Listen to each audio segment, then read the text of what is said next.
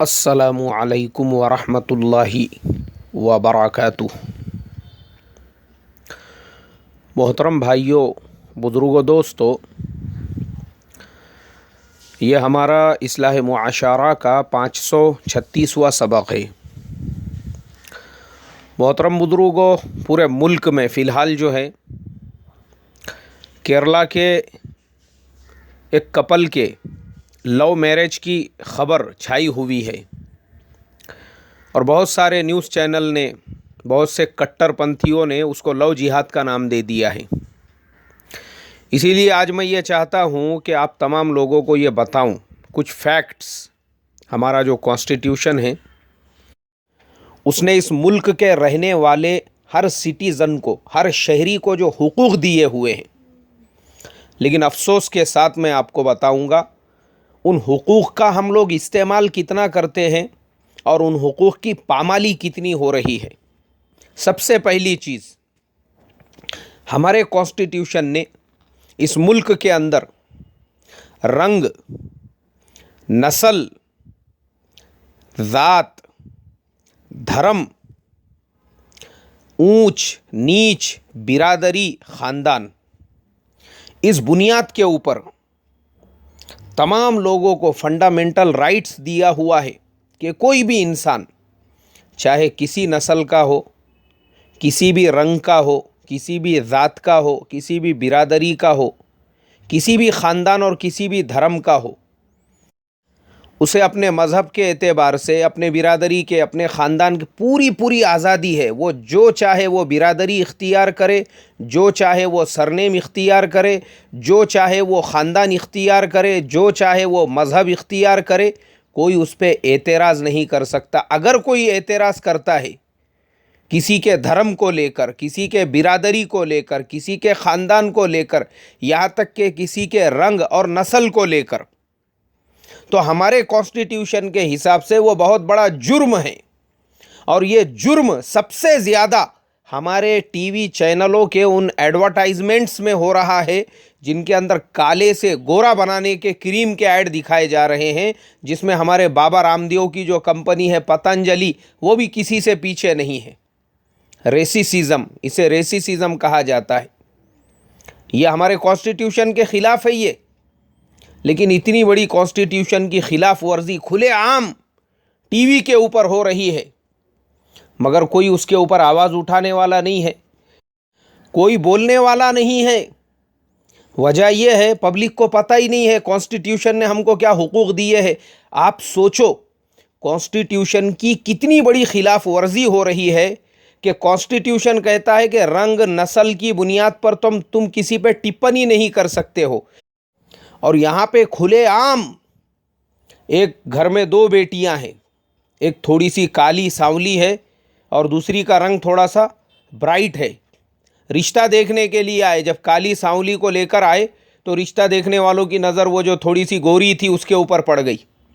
अब उसके ऊपर नज़र पड़ते ही इन लोगों ने कहा नहीं, हमको तो वो लड़की पसंद है। आप बताओ मुझे, हमारे टीवी चैनलों पे ये फियर लुक और पता नहीं क्या क्या क्रीम है, उनके एडवर्टाइजमेंट इस तरीके से दिखाए जा रहे हैं कि काला होने की वजह से आपके ऊपर किस किस तरह के टिप्पणियाँ की जाती है, आपको किस तरीके से ये किया जाता है, वो किया जाता है।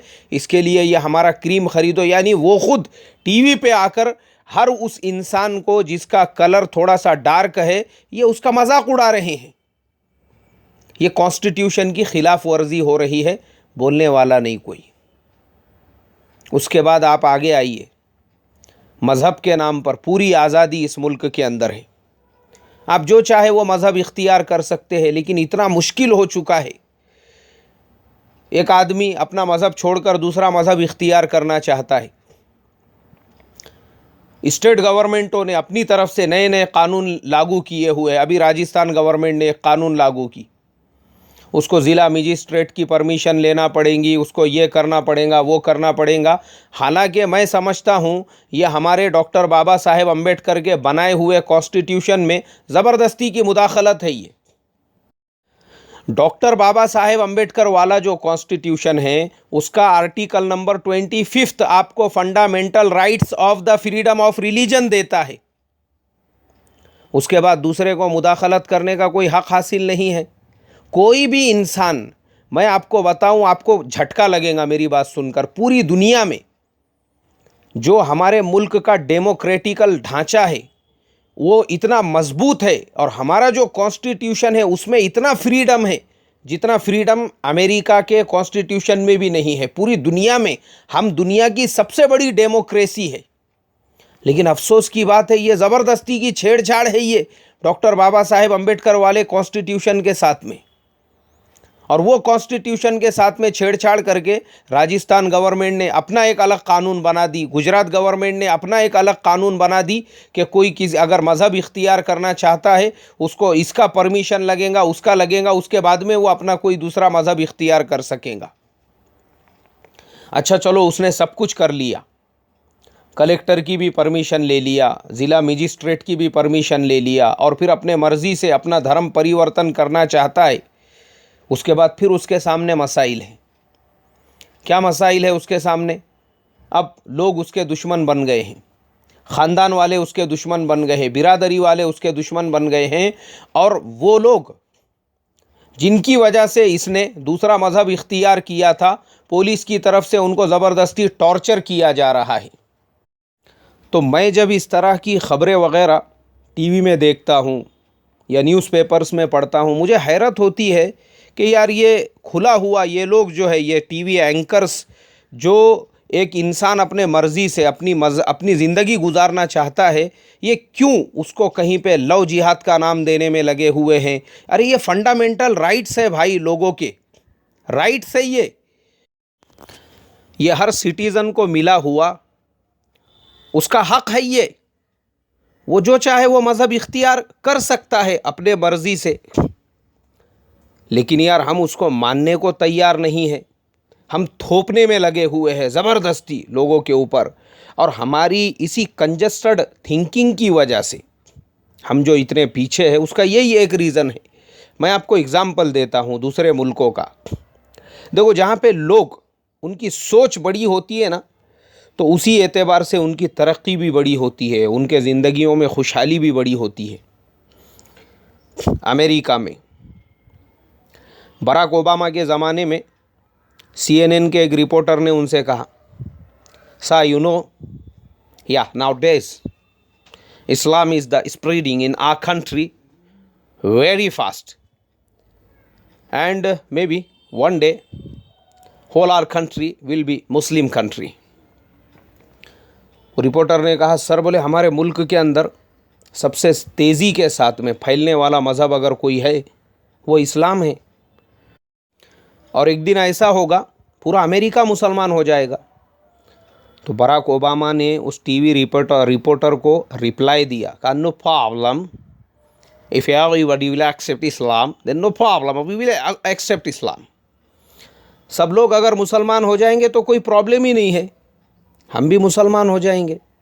क्या है उसमें प्रॉब्लम की बात ही क्या है? यानी सोच देखो, बड़ी सोच।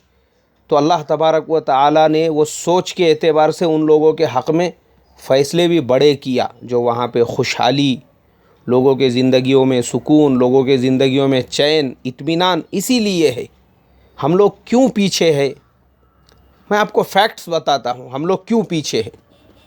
हमारे यहाँ आज भी 70 साल के बाद आज़ादी के इतनी गरीबी, फाका कशी, आज भी हमारे लिए हैरत की बात यह है, एक औरत कोयली देवी झारखंड के अंदर, उसकी बच्ची भूख की वजह से मर जाती है। एक औरत मध्य प्रदेश के अंदर भूख की वजह से, यानी दुनिया के लिए ये ऐसी ख़बरें हैं, ये ख़बरें अफ्रीका के किसी मुल्क से सुनने के लिए मिलती है, लेकिन अफसोस की बात वो आज भी हमारे मुल्क में हो रहा है कि भूख की वजह से। पिछले साल उत्तर प्रदेश के बांदा में ऐसे ही एक आदमी भूख की वजह से, खाने को नहीं, घर में 3 दिन का फाका, और वो पैदल जा रहा था अनाज वगैरह कुछ लाने के लिए। अफसोस की बात, भूख की वजह से वो आदमी मर गया। और मसला क्या था? आधार कार्ड बोले वो राशन कार्ड से लिंक नहीं, मतलब ये कोई रीज़न है, ये कोई वजह है कि आधार कार्ड अगर तुम्हारा राशन कार्ड से लिंक नहीं है तो तुम उसको अनाज नहीं दोगे।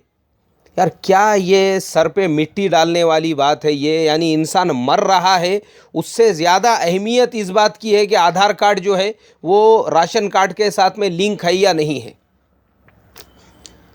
अदर मुल्कों का मैं आपको बताता हूँ, अमेरिका में वो ये इतनी तरक्की, एक तो उनकी सोच की वजह से, ये ऐसी ब्रॉड माइंडेड उनकी सोच है। और सोच के अलावा उन लोगों ने वहाँ पे तो ये आधार कार्ड का और राशन कार्ड का मसला ही नहीं है। वहाँ पे मैं आपको बताता हूँ, आपने शायद सुने नहीं होंगे ज़िंदगी में पहले, लेकिन अब सुनो। जैसे हमारे मुल्क के अंदर ये मॉल होते हैं, रिलायंस मार्ट, बिग बाज़ार, डी मार्ट, मोर, स्टार बाज़ार, जहाँ से लोग अपने घर की ज़रूरियात का सामान ख़रीदते हैं। अमेरिका में सेम वैसे ही छोटे छोटे मॉल गरीबों को फ्री में सामान देने के लिए लोगों ने बनाए हुए हैं, गवर्नमेंटों ने नहीं। अब वहाँ पे गरीब ट्रॉली लेकर अंदर दाखिल होता है और अपना महीने भर का जो राशन जो घर में लगने वाला है उसके एतबार से जो उसको पसंद आ रहा है वो लेता है। और लेने के बाद में जहाँ पे बिलिंग होती है वहाँ पे एक आदमी उसका पूरा सामान उसको पैक करके, जिस तरीके से हमारे यहाँ पर पैसे लेकर देते हैं वैसे ही वहाँ पर एक नौकर वो पूरा सामान पैक करके उसके हाथ में देता है और उसका शुक्रिया और थैंक यू वेरी मच कहकर उसका शुक्रिया अदा करता है कि भाई आपने हमको खिदमत का मौका दिया, कि हम लोग यहाँ बैठे ही हैं आप जैसे गरीबों की खिदमत करने के लिए।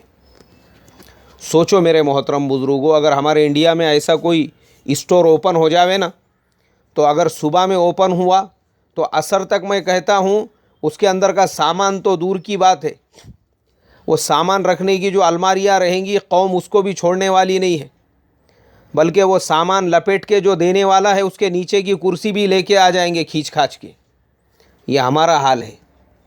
लेकिन वहाँ पे हर शहर के अंदर, बड़े बड़े शहरों में ख़ास तौर पे New York city, Washington, San Francisco, ऐसी वहाँ पे शॉप बनी हुई है। तो सोच जब बड़ी थी, उनके साथ अल्लाह ताला ने मुआमला भी बड़ा किया, दिल भी उन्होंने अपने ऐसे बड़े किए।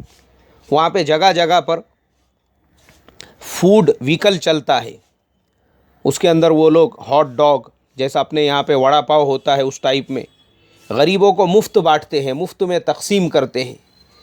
तो अल्लाह ताला का मुआमला भी उनके साथ में बड़ा है। हमारे यहाँ पे सोच छोटी, घर छोटे, कमाई छोटी, हर चीज़ छोटी छोटी है। इसीलिए अल्लाह तबारक व ताला का मुआमला भी हमारे साथ में छोटा है। जितना कंजस्टेड सोचोगे उतना कंजस्टेड मुआमला आपके साथ किया जाएगा, क्योंकि हदीस है, मैं अपने बंदे के गुमान के साथ में रहता हूँ, जैसा गुमान वैसा मुआमला। हमारे यहाँ पर यही मुआमला है। कॉन्स्टिट्यूशन ने हक़ तो दिया फ्रीडम ऑफ रिलीजन का, लेकिन हम उसको कबूल करने तैयार नहीं। 70 साल हो चुके हैं हमको।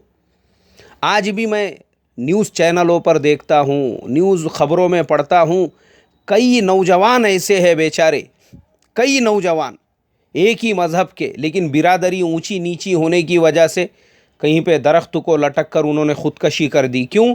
दोनों एक दूसरे से मोहब्बत करते थे, शादी करना चाहते थे, मगर चूँकि समाज एकदम कंजस्टेड माइंड है, आज भी 70 साल बाद भी उन्होंने बर्दाश्त नहीं किया इस चीज़ को, उन्होंने ख़ुदकशी कर ली। कोई ट्रेन के नीचे आकर, बॉम्बे जैसे शहर की ख़बर अभी मैंने 8-10 दिन पहले पढ़ा था, एक नौजवान लड़का लड़की वो लोकल ट्रेन के सामने आके मर गई।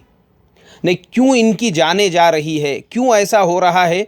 वजह यह है कि समाज अभी तक वो जो अपनी संकुचित सोच थी उससे बाहर निकलने को तैयार नहीं है।